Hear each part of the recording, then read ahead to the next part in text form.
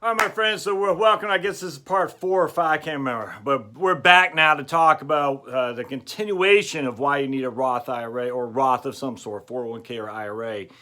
And what we had was we had our couple, Bob and Jane YouTube will say, and they hit 80 years old. They had 2.080 million in their deferred accounts, IRA, 401k, TSP, doesn't really matter, 403b. But they had 2.08 million in there. Now, if this is the first time you watch, go back a few episodes because you'll see how we got 2 million. And you're like, I don't have 2 million. I'm only 50 years old and I got 150,000. That's what Bob and Jane each had. 50 years old, they had $150,000. They're both making 50,000 a year, deferring 10,000 a year into their traditional 401k. Company was matching 4,000 a year, an 8% match, which is pretty good. And they kept doing that from 50 until 60. And they're getting 7% a year returns. Then they retired and they're living off a pension without even have whatever. They weren't touching any of this money. And you can run these numbers any which way you want. Doesn't matter. The point is what we're trying to make here. The emphasize the point. And that's what I'll show you here right now. So now from 60 to 70, again, they're just living, high on the hog, living fat and happy, loving life. And now at 70, they had to start taking distributions from their IRAs. And then the distributions, though, were less than the growth because even though they were getting 7% a year up until the age of 70, they backed off a little bit, say, oh, we only want to get 5% a year now. We don't want to take so much risk.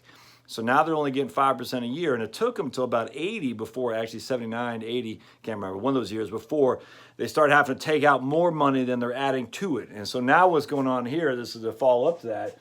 They hit 80. They got 2.08 million in their account. So here's their RMD factors, 17.9, 17.1, you can see that. So at 81, they had to take out 116,000 of RMDs, required distribution. You add, which left their account. So what happens is you take this amount right here, subtract, or you take this amount right here, divide by that amount, by this amount, excuse me. So this divided by that gives you this, all right?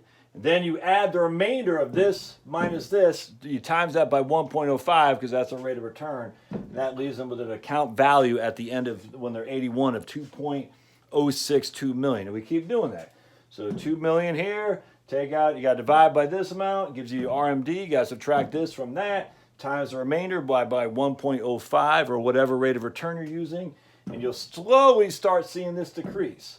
Now, anyone want, look, why I got some pink on there? Anyone want to, what's the deal with the pink? I meant it to be red. I just don't have a stupid erase mark that's red for the love of me. I don't know, get that. Why would you not have a bright red erase mark in the pack you buy? Well, anyway, because that's when the husband dies. So at 84, both these guys were the same exact age. So at 84, the husband dies. And we always kill off the husband. Very chivalrous at Heritage Wealth Planning. Don't let the media or the university say there's no chivalry left. We always kill off the husband here, unless there's some reason not to. So here's when the husband dies. And the reason I have this in black still, this right here, is because remember, she's still married filing jointly, all right? So she's still married filing jointly. So this required distribution will be still taxed as a married filing jointly taxpayer, which you'll see the asterisk is up here. So now what we do is we take their Social Security, half that, plus the required distributions, and that gives us not taxable income, but the amount of income that's going to be subject to taxation, $40,800 of their Social Security. Because what we're doing here is we got to figure out first and foremost how much of their Social Security be subject to taxation. I don't need to do the provisional income stuff here because I know for a fact what's going to happen. 85% of that amount will be subject to taxation. I know that just because I've done this so many times. So 48,000 times 85% is 40,800 of their Social Security that will be added to their RMD amount. I had to figure out what their gross income, their adjusted gross income is. All right, so we add these two numbers. Their AGI is 170,000. Subtract their two standard deductions because even though Bob has died in this calendar year, Jane is still a married filing jointly tax-paying unit. And so in this case, their taxable income is $143,833. The tax brackets for a married couple is, you can see, 0 to 19,000 roughly is the 10%, 19 to 78,000 roughly is the 12%, and about above that, 78,000 to something I forgot, but they're still in the 22% bracket. So we times these up, and we get 1,900 plus 6,840 plus 14,300. So their total tax is $23,040 in this regard. All right. So again, even though Jane survives Bob in this calendar year, they are still a married filing jointly tax-paying unit. This amount of gross income right here, right there, will not be, let's see, that will be close to putting that, bear me just a second, that will married filing jointly, married couples, no. So that's gonna, ooh, yes it will. That right there will put them right at their MAGI for an increased Medicare premium of $53.50 each. Right above 170, my friends. So married couples with MAGI, which is modified adjusted gross income before your standard deductions or exemptions kick in, or itemized deductions. So that will mean they'll both pay $53.50 more in Medicare premiums, plus an extra $13 a month more in their prescription drug plan. So they're going to pay another, basically $150 a month for the Medicare premiums. Yep. And then it's only going to get worse from there. But they're just a little bit over that. So, of course, if they would have done some smart tax planning, they could have avoided that. But, I mean, you don't need to do any tax planning. Yeah, yes, you do. All right, so now watch this. Now we got a plus sign here, or a cross, for the next asterisk. We're going to look up here. So this is the first year that Jane's got to file as a single taxpayer.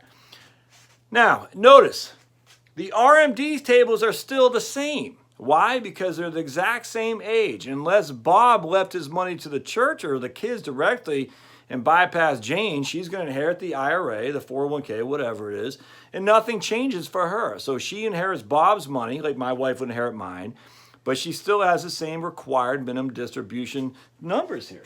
It's still based on her age, which again, in this case, is 85 years old. So we take the previous year amount, 1.973 million, divide by 14.8, which is a calculation for this year as an 85-year-old man or woman, doesn't matter. And we get an RMD, in this case, of 139,976. Now, the reason this is all in pink, because this is all now her as a single taxpayer, unless she's a qualifying widow. And I assume that if you're 85 years old, you're not a qualifying widow, i.e. you don't care for kids. So in this case, she has basically 140,000 of RMDs. So let's go up here and look at her tax stuff. Now, she did lose Bob's Social Security. So the only thing she has is Social Security, her own 24,000, plus her own required minimum distributions of 140.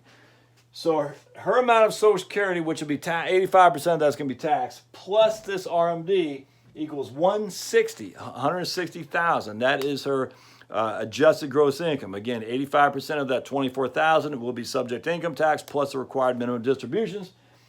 After her itemized deduction or standard deduction of 13,600, her taxable income is 146. All right, so 146,000 is her taxable income. And if you look at the trustee tax brackets for a single person, 0 to 9,500 is at the 10%. 95 to 38,000 is at the 12%. 38,000 to 82,000 is at the 22%. 82,000 to 157 is at the 24%. And so what's going to happen is she has taxable income of 146, so she's still in the 24% bracket. But here next year, or even a year after that, but pretty soon she will be in I'll tell you right now, she's going to be in a 32% bracket in about 2 years. 157 is when she goes to 32% bracket. So just a few short years, she'll be in a 157, the 32% bracket. Wow. And so when you factor all these, you have a tax for her of $29,596, which is $6,500 more than what it was when she was married filing jointly. So 6,500 divided by 23,040 is a 28% increase in taxes, even though her income went down by $24,000. So before she had, let's see, 129,633 plus 48,000. She had 177,000 between her and Bob of income with her Social Security, his Social Security, and the required distributions. And now she has 177, 24,000 plus 139. She has 14,000 less. So 14 divided by 177. She has about 10% less income, even though she has 28% more taxes. Whoa, but it doesn't end there, my friends. All right, so her modified adjusted gross income is this right here, 160. What does that do for a single taxpayer when it comes to Medicare? Oh, let's take a look, well, shall we? So if you look, and this is my trusty Medicare thing directly from the Medicare.gov, which you can, or SSA.gov, you can absolutely find yourself. So if you think I'm lying to you, you can check.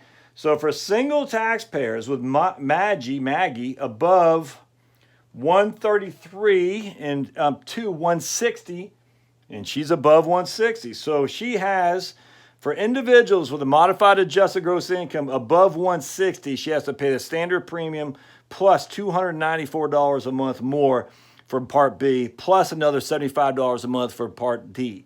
All right, so she, I mean that's so she's basically tripling her Medicare premiums. It went from 134 to 294, just right there. That's pretty painful. No other way around that. In fact, that's does it give even more? I guess that's it. So she is in the highest bracket for Medicare premiums that you can do. Yeah, for modified adjusted gross income above 160, your standard premium 134 plus 294.60, and your Medicare Part D, your prescription drugs, is roughly $34 plus $74.80. So remember that side account too that we had. Remember she had that they were putting $23.49 a year into account that she wasn't using for, or they Bob and Jane weren't using for they were saving on taxes. They put in the side account as well. So that guy is growing. Don't get me wrong, but now they got paid dividends, taxes on those dividends, qualified dividends, and tax on those long-term capital gain because their taxable income is well above the 12% bracket. That's a fact too. So at the end of the day, what does this mean? Well, because they have these huge mandatory distributions, they're both going to be in modified adjusted gross income brackets where they got to pay more for Medicare. Now, just on that alone, you should see the value of a Roth because you say, even if we only did $4,000 a year into the Roth, or $10,000 a year into the Roth, and I'll do one on this in just a second. The facts are our income would have been reduced, so at least right here we would not be subject and towards the higher Medicare premiums for sure. She won't be subject to the higher Medicare premiums either, but I'll show you that in the last video I do in this series. At the end of the day, you've got to look at the taxes, not just what you're paying today versus the savings you're going to have. In this case, your savings, $2,300 a year in taxes from deferring into your traditional 401k, but you're losing that bar none. You're losing $6,300 a year in taxes just on the back end. Each and every year is only going to get more and more painful too because her tax bracket is going up each and every year. On top of that, the Medicare premiums are costing you another, that's another $3,600 right there at $294 a month. But never mind the Part B, that's $75 a month there too. So basically another $4,000 a year. So you're losing to save $23.49 in taxes this year. You're going to lose huge amounts of taxes, at least $10,000 on the back end. On top of that, you're going to pay tax on qualified dividends and long-term capital gains on that account that you had, the side account that you used to save, that you were saving from your tax money as well. So it's not just an apples to apples. You got to look at apples on how much you're going to pay more, because you will pay more if you do the Roth for your 401k. That's fact. That's the apples. But you got to compare apples and oranges and pineapples and strawberries, all right? And the simple reason for that is because there's so much more going on the back end that you don't even begin to see. Never mind the fact when you leave this to your kids, how much are they going to lose when they inherit this? So again, you're saving $2,300 a year in taxes. Wonderful. You're going to lose that big time on the back end.